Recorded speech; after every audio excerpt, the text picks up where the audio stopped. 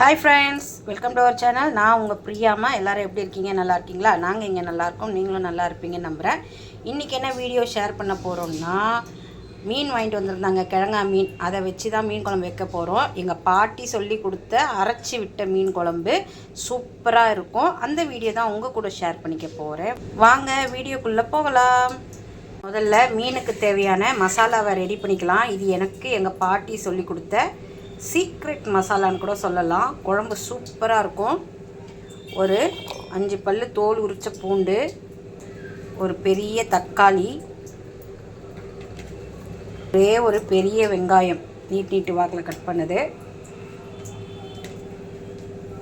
ஒரு துண்டு இஞ்சி, ஒரு 1/4 ஸ்பூன் மிளகு போட்டு இதை ஃபைன் பேஸ்ட்டாக அரைக்கக்கூடாது, கொஞ்சம் குறைன்னு அரைக்கணும். தேவைப்பட்டால் லைட்டாக தண்ணி ஊற்றிக்கோங்க. ஏன்னா வெங்காயம் தக்காளி தான் அரைஞ்சிரும். ரொம்ப அரையிலைன்னா நீங்கள் லைட்டாக கொஞ்சோண்டு தண்ணி தெளித்து பண்ணிங்கன்னா அரைஞ்சிரும். இப்போ இதை அரைச்சி எடுத்துகிட்டு வந்துடலாம். மீன் மசாலாக்கு ரெடியே பேஸ்ட்டு நம்ம அரைச்சி எடுத்துகிட்டு வந்தாச்சு. கொஞ்சம் குறைன்னு அரைச்சிக்கணும். இப்போ கிழங்கா மீன் வாங்கிட்டு வந்ததில் தலையும் கொஞ்சம் வாலும் போட்டு குழம்புக்கு எடுத்து வச்சுட்டேன் ஃப்ரெண்ட்ஸ். இது ஃப்ரை பண்ண எடுத்து வச்சுருக்கேன். இப்போ நம்ம குழம்பு தாளிக்க ஆரம்பிச்சிடலாம். கேஸ் ஆன் பண்ணி கடாய் வச்சுக்கலாம். கடாய் நல்லா ஹீட் ஆனதும் ஒரு 3 ஸ்பூன் அளவுக்கு எண்ணெய் ஊற்றிக்கலாம். மீன் குழம்புக்கெலாம் எண்ணெய் கொஞ்சம் தாராளமாகவே ஊற்றிக்கலாம். எண்ணெய் நல்லா காயட்டும். ஒரு 1/4 ஸ்பூன் கடுகு போட்டுக்கலாம். கடுகு நல்லா பொரியணும். கடுகு நல்லா பொரிஞ்சிருச்சு. ஒரு 1/4 ஸ்பூன் வெந்தயம். மீன் குழம்புக்கு கண்டிப்பாக வெந்தயம் போடுங்க, ஹீட்டை கம்மி பண்ணும். ஒரு 8 பல்லு பூண்டு தோல் உரித்து தட்டி வச்சுருக்கேன், அதையும் போட்டு லைட்டாக கோல்டன் ஃப்ரை வரட்டும். ஒரு கொத்து கருவேப்பிலை, ஒரு பச்சை மிளகா 2ஆக கீறி போட்டிருக்கேன், 2 பெரிய வெங்காயம் சின்னதாக கட் பண்ணி வச்சுருக்கேன். நல்லா கோல்டன் ஃப்ரை வரணும். மீன் குழம்புக்கு எவ்வளோ நம்ம வெங்காயத்தை கோல்டன் கலரில் ஃப்ரை பண்ணுறோமோ டேஸ்ட் அப்படி எடுத்து கொடுக்கும். தக்காளி ரொம்ப வதங்கணும்னு கூட அவசியம் இல்லை, ஆனால் வெங்காயம் நல்லா ஃப்ரை ஆகும். நல்லா கோல்டன் ஃப்ரை வர வரையும் நம்ம வதக்கி எடுத்துக்கலாம்.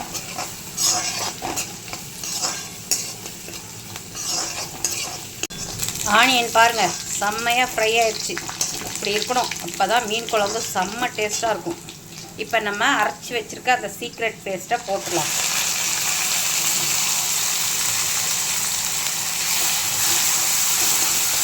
இந்த மசாலாவை போட்டு கிளறும் போதே செம்ம ஸ்மெல் வருங்க ஃப்ரெண்ட்ஸ்.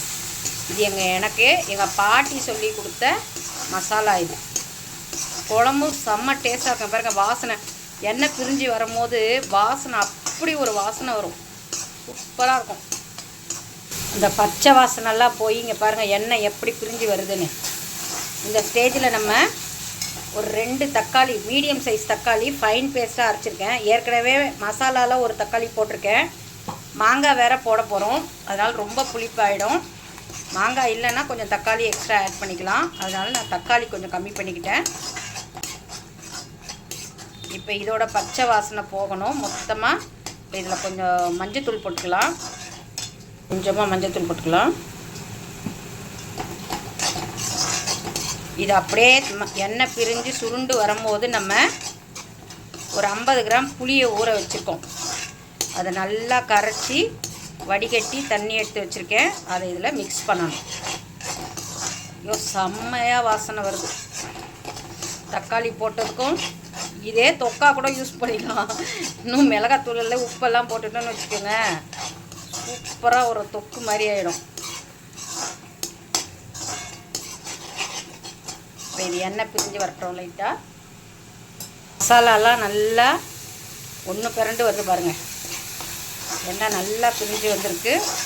இந்த ஸ்டேஜில் நம்ம புளி தண்ணியை ஊற்றிக்கலாம்.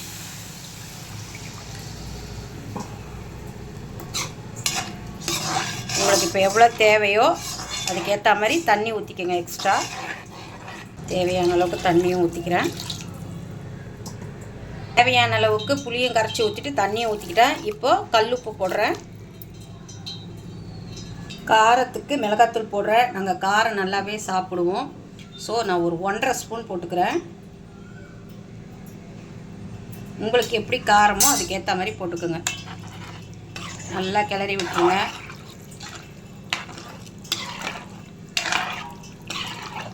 இப்போ நம்ம வந்து உப்பு புளி காரம்லாம் இப்போ பார்க்கக்கூடாது. நம்ம மூடி போட்டுட்டு ஒரு கொதி வந்த பிறகு நம்ம ஓப்பன் பண்ணி அந்த டேஸ்ட்டை தான் நம்ம பார்க்கணும். அப்போ தான் நமக்கு கரெக்டாக கிடைக்கும். இப்போயே பார்த்தோம்னு வச்சுக்கோங்களேன், ஏதாவது 1 2 மிஸ் ஆகிற மாதிரி ஃபீல் ஆகும். கரெக்டாக தான் இருக்கும் அது, ஆனால் நமக்கு அந்த மாதிரி ஃபீல் ஆகும். ஸோ ஒரு கொதி வந்த பிறகு எப்போவுமே டேஸ்ட் பாருங்கள். இப்போ நம்ம மூடி போட்டு வச்சிடலாம். கொதி வந்த பிறகு நம்ம வந்து மீடியம் ஃப்ளேமில் வச்சுக்கலாம். அப்போ தான் வந்து குழம்பு கொதிக்க கொதிக்க நமக்கு டேஸ்ட் கிடைக்கும். குழம்பு நல்லா கொதிக்குது போல் ஃப்ரெண்ட்ஸ். ஓப்பன் பண்ணி பார்க்கலாம். செம்ம வாசனை வருது பாருங்கள். தலை கொதிக்குது. இது நல்லா கொதிக்குது. இந்த ஸ்டேஜில் நம்ம வந்து டேஸ்ட்டு எப்படி இருக்குன்னு பார்த்துக்கலாம். கூட குறை இருந்ததுன்னா நம்ம மாற்றிக்கலாம்.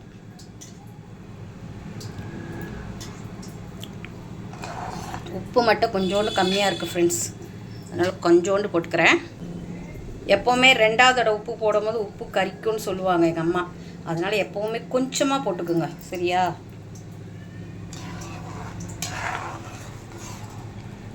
இப்போ இதை நம்ம மீடியம் ஃப்ளேமில் வச்சு நல்லா கொதிக்க விடலாம்.